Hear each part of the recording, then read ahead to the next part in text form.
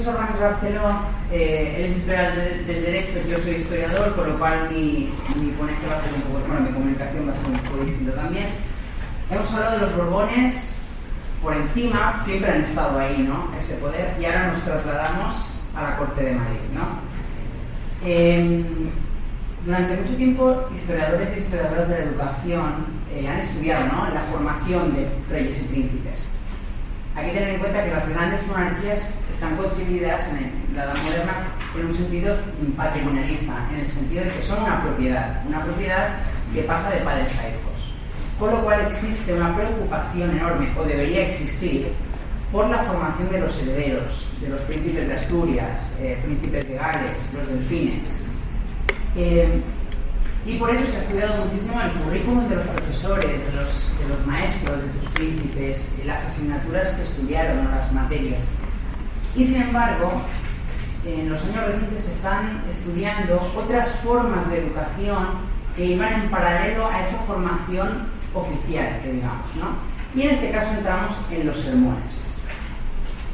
Precisamente en la comunicación de hoy yo me centraré en el caso específico de uno de los reyes más olvidados, denostados y marginados de la historiografía española, que es el Luis I, un rey cuyo reinado no duró ni un año, duró 11 meses, me parece, pero que fue muy importante para entender los inicios de los Borbones en España.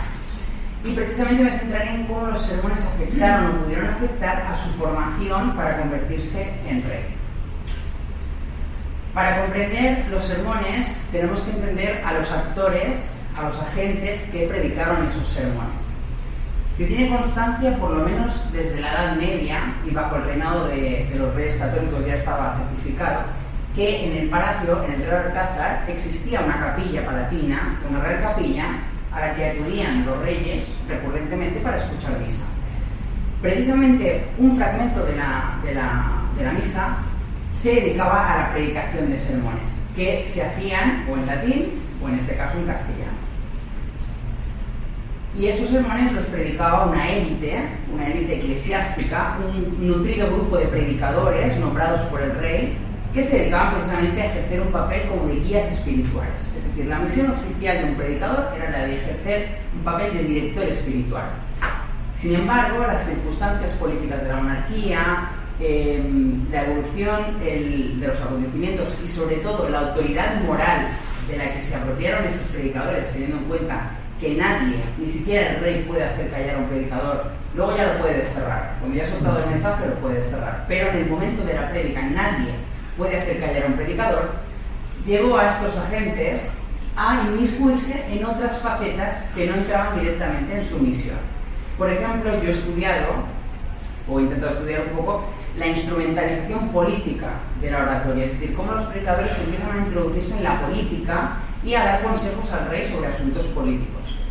Pero por supuesto también los predicadores se convierten en maestros de príncipes, es decir, teniendo en cuenta que muchos predicadores eran profesores de universidades, eran catedráticos, y gozando de esa autoridad moral, se apropian de esa autoridad suficiente como para enseñar al rey a convertirse en un modelo de príncipe perfecto. Esto se ve no solo en la monarquía española, sino en la monarquía francesa, en la inglesa, es decir, la figura del predicador la vemos por toda Europa prácticamente. Como detalle, una anécdota, es importante tener en cuenta la importancia de la Real Capilla, que es este espacio de aquí. Esto es un mapa del Real Alcázar y, como pueden ver, la Real Capilla unía todas las estancias del rey y las estancias de la reina. De hecho, era el corazón del Real Alcázar, ¿vale? Por lo cual es un espacio simbólicamente muy poderoso, muy potente. Es importante también tener en cuenta el precedente inmediato para comprender cómo afectaron los sermones a la formación del príncipe Luis, que es el reinado de Carlos II.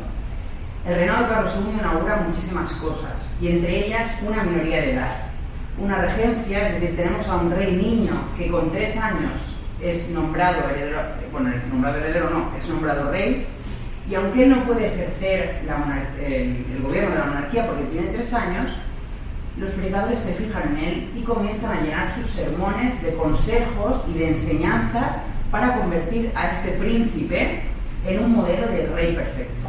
Luego veremos cuáles son las características que se pedían para ese modelo de príncipe perfecto.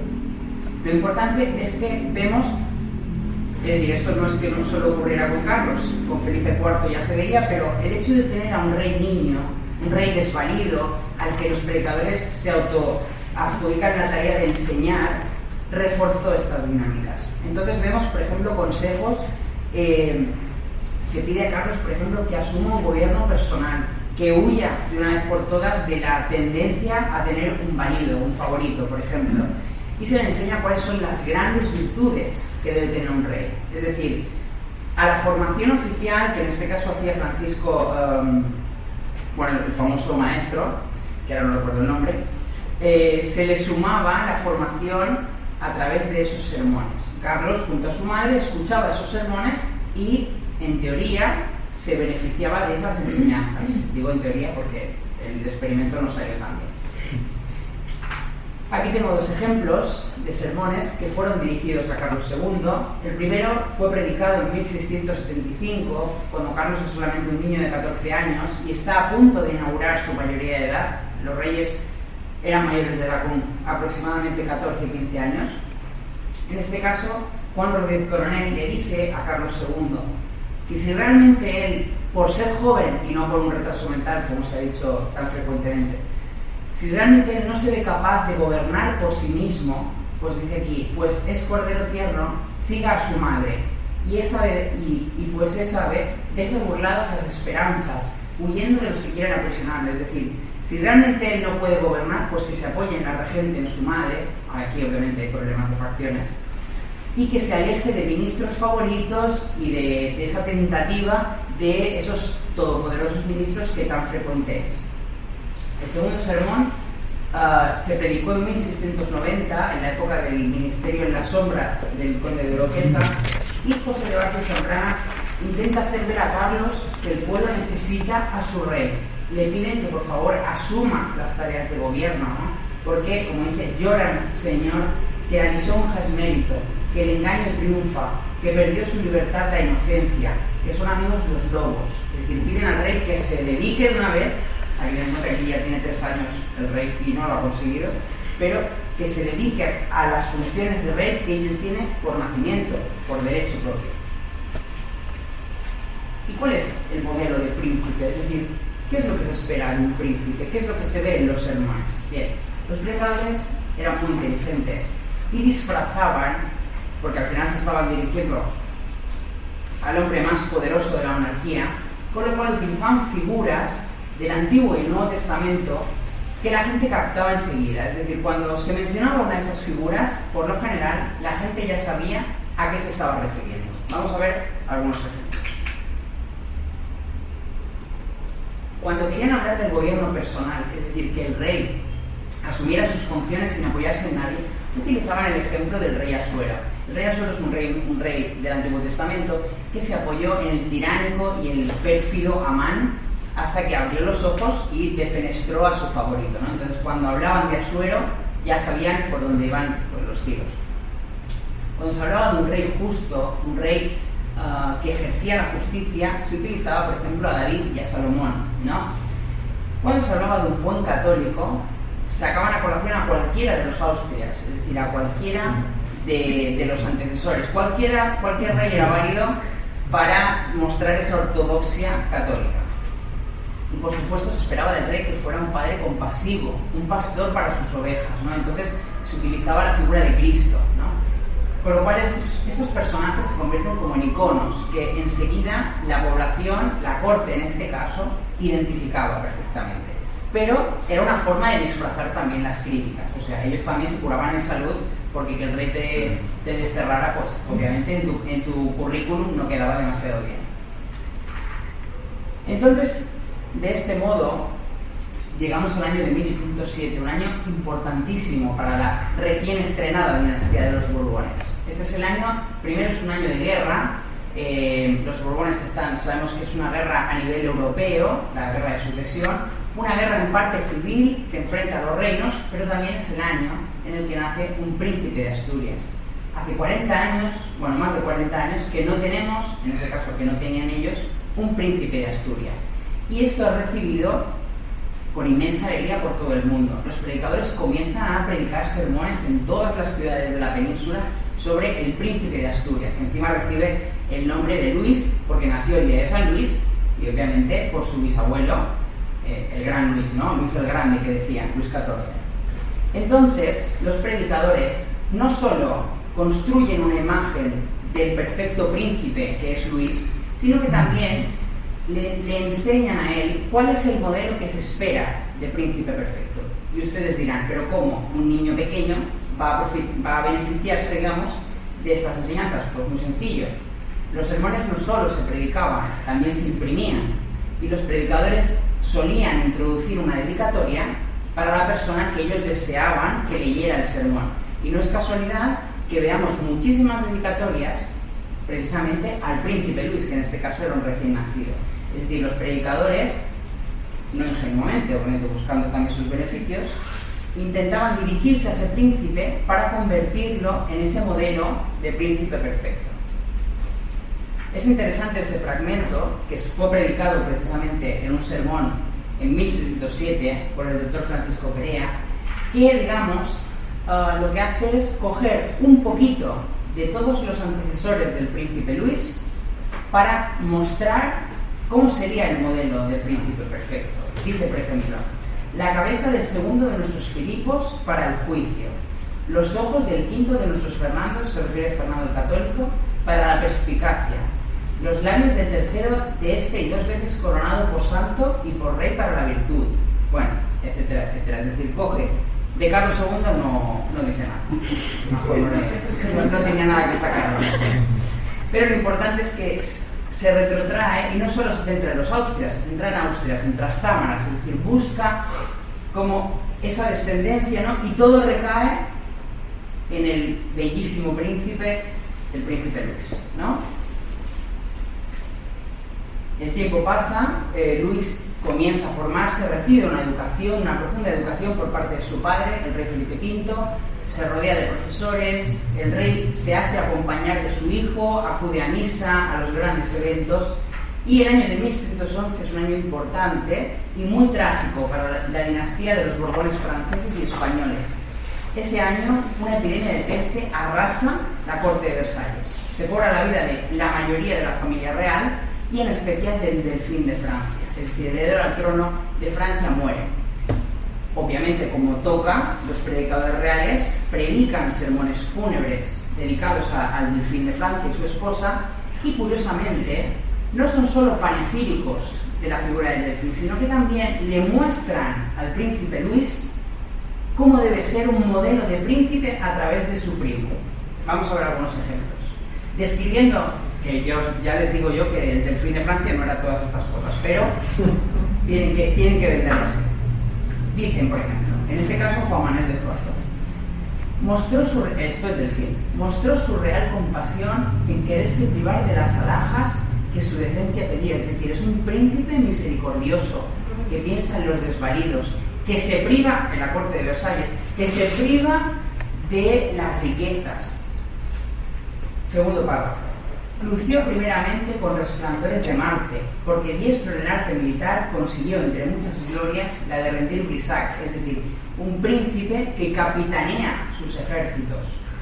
Bueno, era lo que se defendía, ¿no? El príncipe y el rey debían dirigir sus tropas, no dejar el mando ni a generales, comandantes, etc.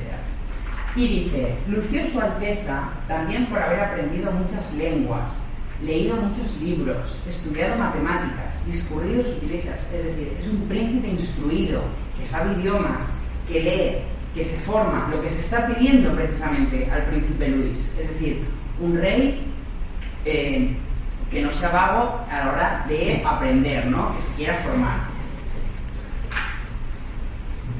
Avanza el tiempo y llegamos a un año de inquietantes rumores en la corte de Madrid. Estas cartas las encontré en el Archivio di Stato de Florencia. Es una carta que envía el embajador florentino porque algo está ocurriendo en la corte de Madrid. El rey cada vez se deja ver menos y pasa más tiempo en los palacios de Aranjuez y Balsaín, lejos de la corte. Los criados cuentan que la reina luce arañazos y moratones provocados por el rey. Y lo más inquietante de todo, se dice que Felipe V ha firmado una abdicación que la reina ha destruido, su esposa, Isabel de Farnesio. Efectivamente, no sé si lo saben, pero Felipe V sufrió de una depresión nerviosa que llegó a alterarle el juicio hasta el punto de que sufría periodos en los que perdía la razón, pensaba que querían envenenar su comida, que la ropa que le ponían estaba envenenada, se creía una rana, esto está constatado, que tenía momentos que no era el mismo, y efectivamente finalmente abdica. A finales de 1723, por sorpresa para todos, renuncia a la corona en su hijo de 16 años. Esto a la reina le sentó fatal, a la madrastra, y ya se ocupó después de recuperar la corona. De pronto tenemos un niño de 16 años, el príncipe Luis, que se convierte en rey, ¿no?